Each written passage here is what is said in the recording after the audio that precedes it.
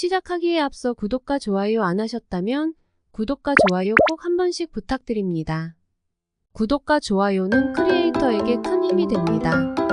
제게 큰 힘을 주셔서 감사드리며 바로 시작합니다. 리버풀의 레전드이자 스카이스포츠의 간판 제이미 캐러거가 차기 시즌 프리뷰 중 손흥민은 이적하는 것이 좋을 것 같다고 발언하며 큰 화제가 되고 있는데요.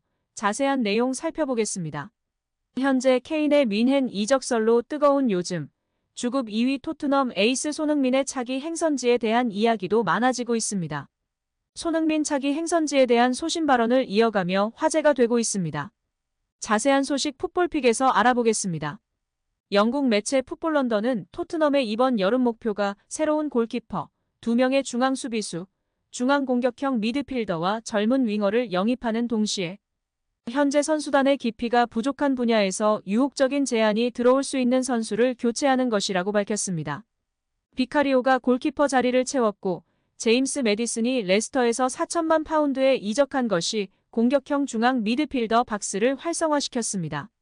이제 토트넘은 팀 내 다른 수비수들을 옮길 수 있다면 한 명이 아닌 2명의 새로운 센터백을 계약하는 것을 목표로 수비를 개선할 것입니다.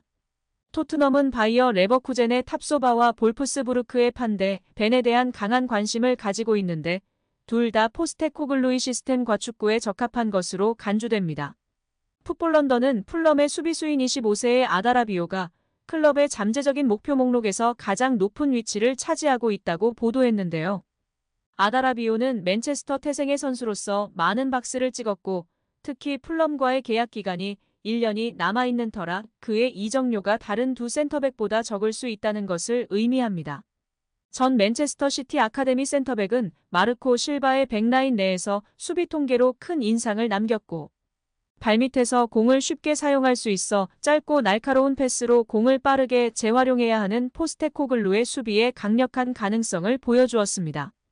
풋볼 런던은 토트넘이 이미 지난 시즌의 많은 기간 동안 아다라비오를 면밀히 관찰하고 있으며 현재 이 기간 동안 잠재적인 움직임을 저울질하고 있다고 전했습니다. 특히 아다라비오와 손흥민의 이야기가 재조명되고 있어 팬들의 관심이 높은데요. 지난 21년 토트넘과 풀럼과의 경기에서 손흥민의 발끝에서 시작된 공격으로 풀럼 수비수 아다라비오의 자책골이 나왔습니다. 손흥민 선수는 자책골 유도로 찬사를 받았으나 아다라비오는 자책골로 인한 풀럼 팬들의 거센 비난을 받았습니다. 경기 후 토트넘 전담 기자의 보도로 알려졌는데요. 손흥민이 아다라비오를 찾아가 위로를 건넨 사실이 알려졌고 아다라비오는 손흥민 선수에게 고마움을 표현하며 진정한 스포츠맨십이 무엇인가를 일깨워주는 이야기로 화제가 되기도 했습니다. 최근 토트넘에서 가장 뜨거운 이적설의 주인공인데요. 해리 케인은 현재 독일의 거함 바이에른 뮌헨 이적설이 뜨거운 상황입니다. 마지막 최후 1,330억 원을 제시하였고 레비 회장이 타리그 구단 1,300억 원 이상의 조건에 모두 부합되는 상황이라 초미의 관심인 상황입니다. 해리 케인은 영국 내의 최다 득점 기록에 도전하고 있어 영국팀 이외에는 생각하지 않고 있었으나 1년을 더 기다려야 하는 상황이라 독일의 바이에른 뮌헨과의 개인 합의에 고심 끝에 합의하였다고 전해지고 있습니다.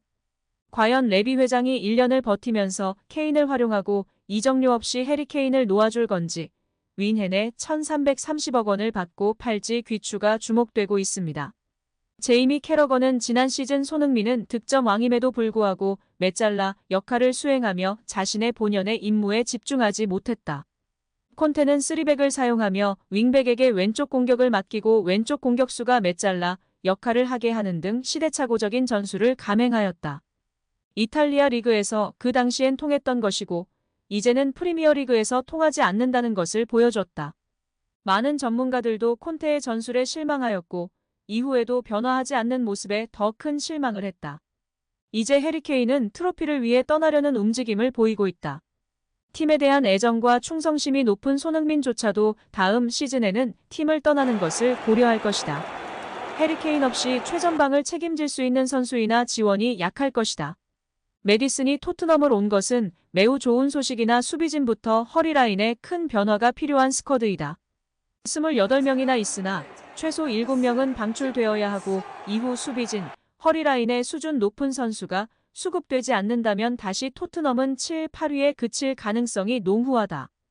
포스테코글루 감독은 셀틸과 아시아의 훌륭한 업적을 거둔 감독이나 여기는 프리미어리그이다.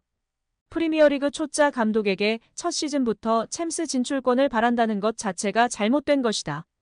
토트넘의 지난 시즌 수비력은 강등권 팀이나 강등된 팀과 동일했다. 수비진부터 체질 개선이 필요한데 새 감독이 와서 바로 첫 시즌부터 가능할까?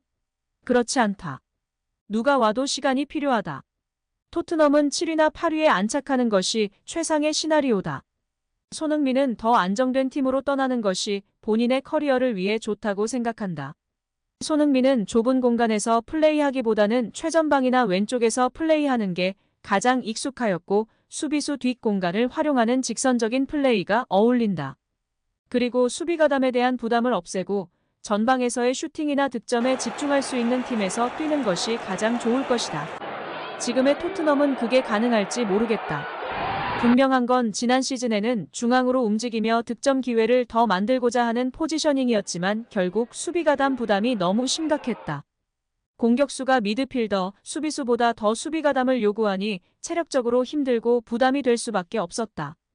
그 와중에도 두 자릿수 득점을 성공시킨 손흥민이 정말 대단하다고 생각한다. 조금 더 탄탄한 스쿼드의 팀에서의 손흥민을 보고 싶다. 물론 결정은 손흥민에게 달려있다. 또한 나는 팀의 내부 사정을 모른다. 팬으로서 이야기한 것이다. 라고 발언하였습니다. 여기에 영국 매체 더선은 토트넘의 손흥민은 2025년 계약기간 만료로 올해 여름이 이적하기에 가장 적기인 상황이다. 훌륭한 사업 수완을 가진 레비 회장이 그를 올 여름에 판매해 높은 이적료를 받으려고 할 것이다 라고 보도했습니다. 과연 손흥민 선수가 탈트넘할 수 있을지 귀추가 주목되고 있는데요. 이번 여름 이적 시장은 6월 중순부터 시작하였고 9월 1일에 종료됩니다. 손흥민 선수는 아무래도 계약 기간이 2년 남았을 경우 이적이 더 활발하게 일어날 수 있는데요. 계약 기간이 1년 남게 되면 선수 입장에서는 조금만 기다리면 FA로 풀려 주급도 훨씬 더 유리하게 계약할 수 있습니다. 그러나 파는 구단 입장에서는 1년 뒤 FA가 되면 한 푼도 못 받기 때문에 적당한 가격이나 낮은 가격에 반드시 팔아야 하는 극단적인 상황에 놓이게 됩니다. 따라서 구단 입장에서는 높은 이적료를 받을 수 있는 가장 이적 적기는 2년 남았을 때인 이번 여름이 가장 이상적인 판매 시기, 이적 시기입니다. 손흥민은 현재 리버풀, 맨시티, 뉴캐슬 등과의 링크가 나고 있습니다.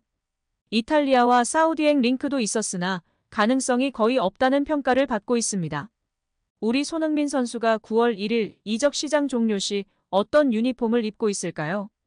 오늘 영상은 여기까지입니다. 우리 구독자분들의 생각은 어떠신지 궁금합니다. 댓글로 의견을 남겨주시면 감사하겠습니다. 끝까지 시청해주셔서 감사드리며 다음에도 더 좋은 영상으로 찾아뵙도록 하겠습니다.